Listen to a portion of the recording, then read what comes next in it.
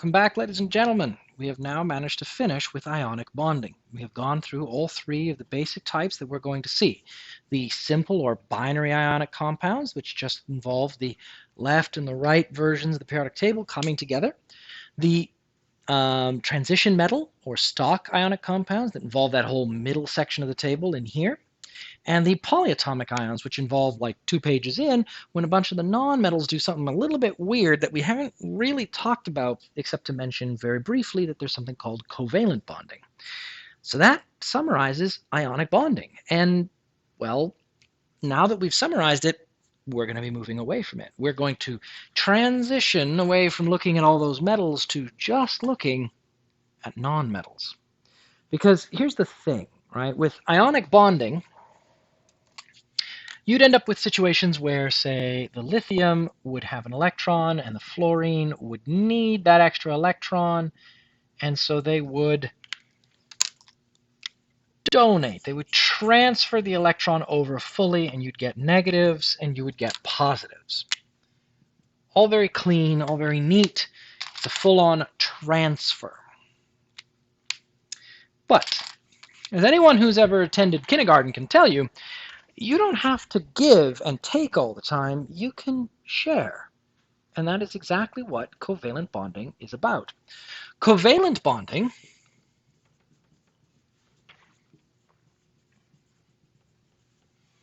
occurs when nonmetals interact. And what we're seeing is that you are seeing a sharing of electrons.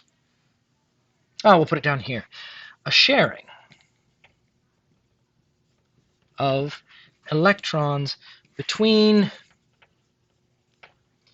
non-metals. That might even fit on screen. Oh, just barely. This one, of course, is a transfer of electrons from metal to non-metal. And that's the big difference. We're going to deal with sharing. Now, the problem is that there are a lot of different ways to share. On the plus side, it only interacts with the non-metals, which means only this part over here, the periodic table, the top right corner. So there aren't a lot of elements that share, like most of the elements of the periodic table are metals, but sharing is a little bit more complicated. And covalent and ionic, those two guys here, like these two, they're completely different. So all the stuff we learned about this side, it's pretty much gone. Pretty much don't care anymore. We're just looking at this side over here now. I know, it's annoying, but here it is. When it comes to sharing, what we're going to see is that whole filling the shell thing still true. The only difference is how we're doing it. Instead of me giving you the marker, I'm saying we're going to use it together, right? And as a result of that, you get a wildly different series of molecules. For example, you might get a diatomic molecule. You might get good old hydrogen plus another hydrogen. And what happens is they just sort of like fit together. You end up with the H here, and here, let's do it with a different color just to make it a little easier to tell what's happening.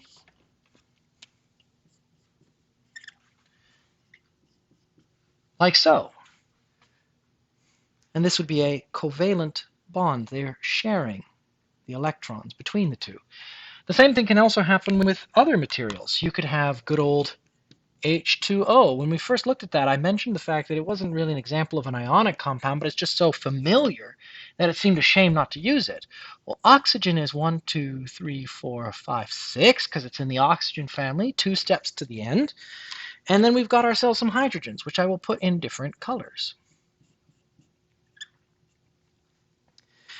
We usually showcase covalent sharing like this. The circling represents the fact that they are, both having use of this, both sharing it, as opposed to what we saw over here, where we did a full-on arrow transfer. So here, it's going from one to the other, right? Like after this transfer is done, the fluorine here could leave. The lithium doesn't get the electron back. But if this hydrogen here pops off, it will keep this electron right here, and the oxygen won't get to keep it. It'll be gone, and it'll have to find a new one to replace it. It's shared. We also see this in a few other places, like let's say something a little more complicated. Let's go with, let's do nitrogen. Single most common element in the air. Well, nitrogen has 5 electrons, just like so. Well, time to pair them up. That's a lot of shared electrons, don't you think? Another way that we would draw this is we would do it like this. Just a line. It's a little bit easier. This is called a triple bond because there are 3 bonds, covalent bonds specifically. Oh, yes, another chemistry joke. Bond. Covalent bond. Shared, not taken. Yep, I know. They don't get any better. All right, so that's what covalent bonding is. And in terms of what does it and how it works, again, it's only the top corner of the periodic table. So if I do a real quick sketch here of the periodic table, just so we can be able to look at this, right? Here's the top corner. And the rest of this goes off to the metals. And there's the staircase like this. The only part I'm talking about, let's be consistent, is this section.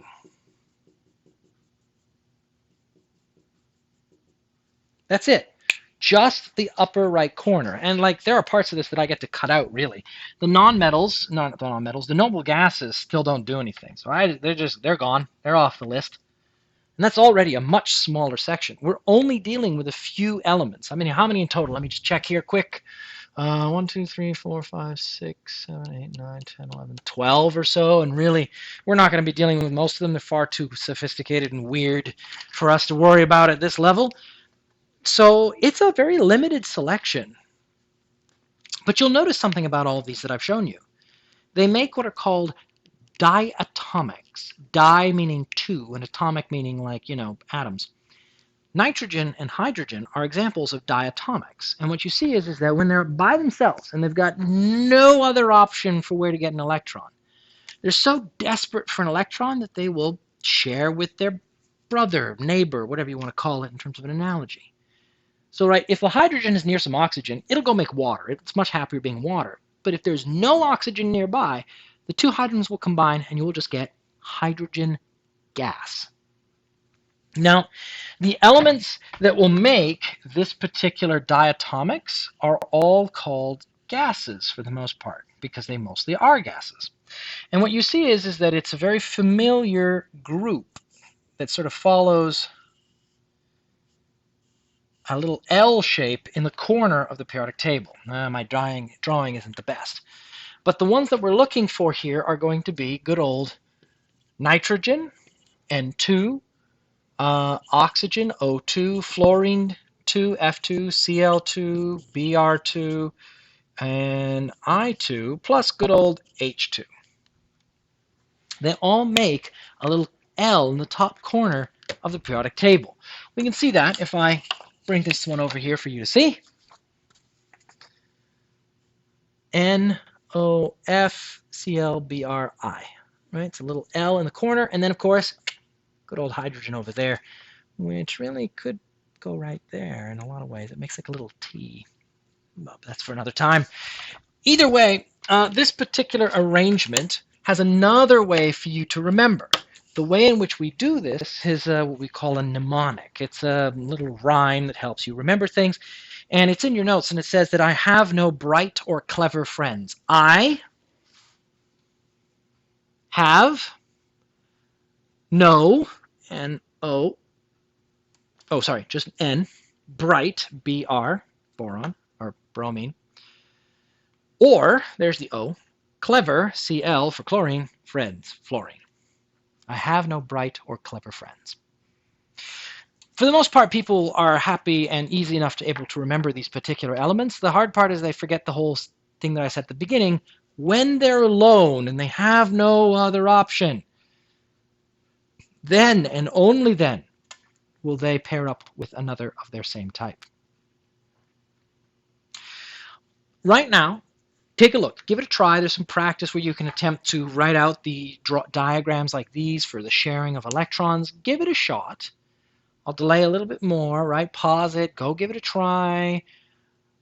Okay, now that we're ready for that, we have to do some naming, right? Because over here we went from formulas to names and names to formulas. Well, here I've just written formulas up until now. I got to have some names. Well, what are the names? Oh, that's going to be tricky. Probably a little bit. Not impossibly tricky, but still more tricky. So we have to make the names here.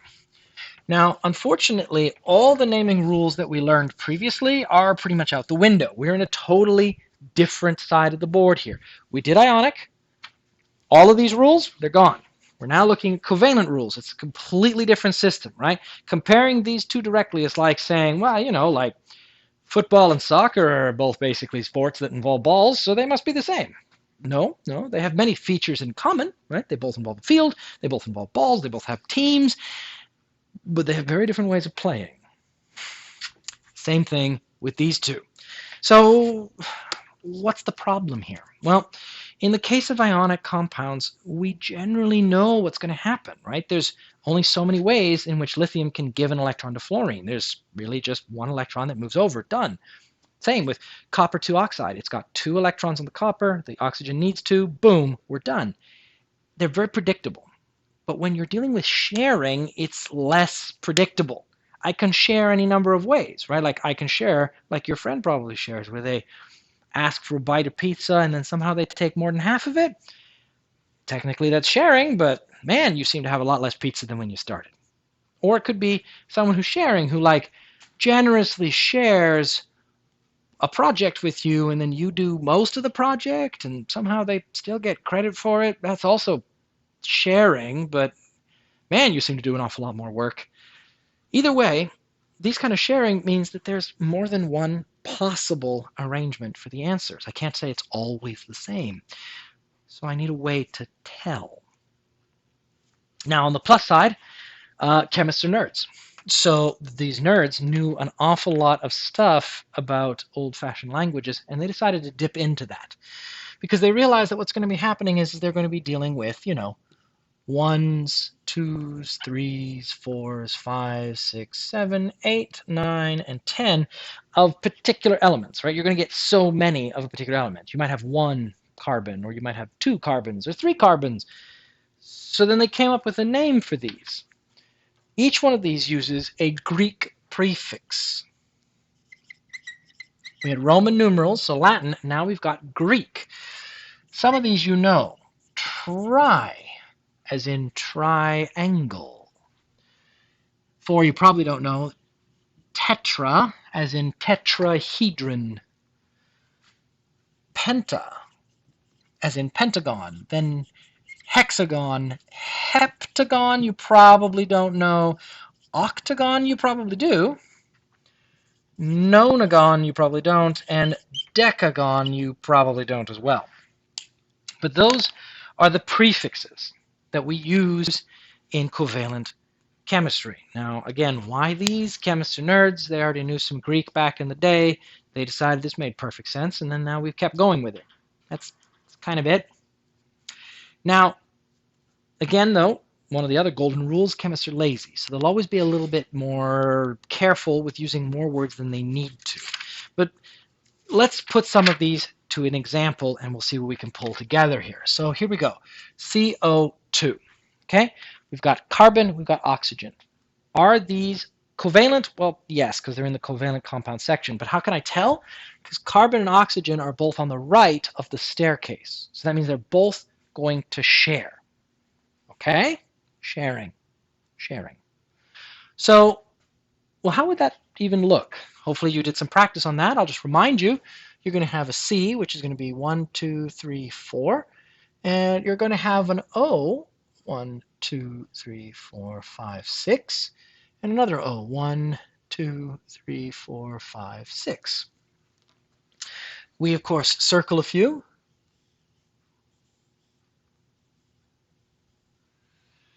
If we redraw that to make it a little bit cleaner, a little bit easier to see, there it is. So that's what it's going to look like in terms of the sharing. But how do I write its name? Well, we're going to start the same way that we did before. What is the first element? Carbon. So I'm going to write carbon. Now, there's only one carbon, but chemists are lazy. So if I don't have to tell you something, I'm not going to bother. So rather than say there's one carbon, I'm just going to say carbon, and then, I'm going to look at you and go, there's only one of them, right? That's obvious. Because you're smart and I'm smart. We don't need to do more work than we need to. Carbon, we're done. Then we do the next one. There's oxygen. Now, they did take one single page from this book, right? Like both soccer and football involve some kind of field. So they took one single element from this part and they brought it over here, and that's the IDE ending. Why did they do that? Because they felt like it. That's all I got. But we're not done, because now's when the prefixes come in. There are two oxygens here. So that's di. Carbon dioxide. You've probably heard of it. You breathe it out every time you exhale. That's where it comes from. The di tells you that there are two oxygens. Okay, well, hopefully that one wasn't too hard. Let's try another one. N2O4. Now, if you're not paying attention, you may get confused now, because you may look at this and go, wait, but nitrogen is 3 and oxygen is 2. Well, these don't balance. Yeah, you're right, they don't, because these aren't ions. Ions are on that side. We're on the covalent side over here. All that stuff about ions doesn't matter anymore. That's like you showing up at a soccer game trying to pick up the ball, and everyone's like, what are you doing? And you're like, I thought it was a ball. I thought we'd just pick it up and like run with it and I could tackle somebody. Doesn't work. You have to follow the rules for this side of the game. So there's no ions here, but there are definitely two nonmetals. And that's how we know that it's covalent, because there are two nonmetals, two elements that are on the right side of the periodic table, all over here. So what do? Well, we write out the words, just like last time. Okay, so this is going to be nitrogen and oxide. Now, in terms of the order we put these in, we tend to put the element that is closest to the left on the left. So nitrogen comes before oxygen. Nitrogen is 7, oxygen is 8. So we put it as nitrogen and then oxygen, not the other way around, oxygen, nitrogen. We don't do that. We put it in the order of the numbers, right? So the smallest possible number, the one that's most to the left, gets written first. But we're not done yet, because now we've got to pull up our prefixes. Now, there's more than one nitrogen, so we have to include how many nitrogens there are. There are dinitrogens. Now we've got to include the fact there are 4 oxygens. Now here's where we got to do a thing, because we're going to drop off the A, because we don't want to say tetraoxide. We just say tetroxide. If there's a double vowel, we tend to drop them off. Basically, if there's a double A, right? So like all these guys here, they've got A's. We drop off the A whenever there's another vowel. So like it would be tetroxide, pentoxide, hexoxide, heptoxide, octoxide. We wouldn't do octaoxide. It's too many vowels. The di and the tri, those ones break the rule. Mono, similar to the A's. Now, when would we use the mono prefix? When there's only one in the second word. So what's an example of that? One of these. CO. Seems pretty straightforward, right? Again, you look at that and go, well, that doesn't balance. You're right, it doesn't, because balancing is this side of the board. We're on this side of the board. No balance here. So this is going to be carbon. And because it's the first one, I'm not going to put anything, because like I know and you know, and we're both very smart and we know. But for oxygen, I got to be more careful, because I need to make sure you understand the importance of what I'm going to say. Monoxide. Carbon monoxide. We use the mono prefix when it's the second word only, not the first one. Everything else we use in both the second and first place, but this one we only use in the second place. Okay, that's kind of it. Now on the plus side, once you kind of get the handle on the prefixes and the way this whole thing works, this is actually probably the easier of the two naming systems, because it's all very like you just say what the answer is, you're done. right? So for example, okay, we'll do one more example here. Let's clear up some space up top. Let's say I've got, oh, I don't know, let's make up one. We'll do pent, pent, uh, pentanitrogen hexafluoride. Pentanitrogen hexafluoride. Sounds messy, but what do? Pent, 5. N for nitrogen, 5 for penta. Hexafluoride, there are F for fluoride, and there's 6 for hexa. We're done. That's it. It tells us the answer in the words if you know how to read the words. You will have to memorize all of these prefixes. On the plus side, you kind of know a bunch of them already, right? Pent, hex, oct. A lot of these are very familiar. Di, tri, I hope you know those. So that's kind of it. There's a reason why we spent so much time looking at the ionic rules, but not so much on the covalent. The covalent are pretty easy. There's just one little catch.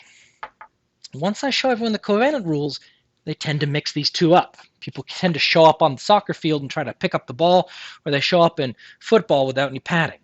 You got to keep these two rules separately. And the way you tell is that you look at the chemical formula. N's and O's, all of those are nonmetals. These ones are mixtures of nonmetals and metals, or a bunch of nonmetals and metals. So if I see one from each side, I'm playing by ionic rules. If I see all of them from the right, I'm playing from covalent rules. And that's the big part that's going to get confusing for people. Now, if you take a look at the practice that you have, there's going to be, first some practice with just covalent, but that usually comes to people pretty quickly. After that, you are going to have a whole bunch of what we call mixed practice, where I mix up all the different compounds that we've been looking at. Ionic compounds, first, second, and third, covalent compounds, and I just jumble them all up in a hat, mix them up, and expect you to be able to identify which one is which. Is it challenging? Not really. Not really challenging. The hardest part is paying attention, because it's very easy for these rules to start to bleed in over here and for these rules to start to bleed in over there if you're not paying attention. And that's the big problem. So I want you guys to sit down, work through some practice. We're probably going to have a couple days of that because I want to make sure this is as solid as possible. This is the fundamental language of chemistry. Right now, you guys, you started. You started at the beginning and you guys learned the alphabet of chemistry. You learned the periodic table. Well, now you're learning the words of chemistry, compounds. You're learning how to put these letters together to make words. And then after that, you're going to learn how to put words together to make sentences. But I'll leave that for another time. And I'll see you guys next time.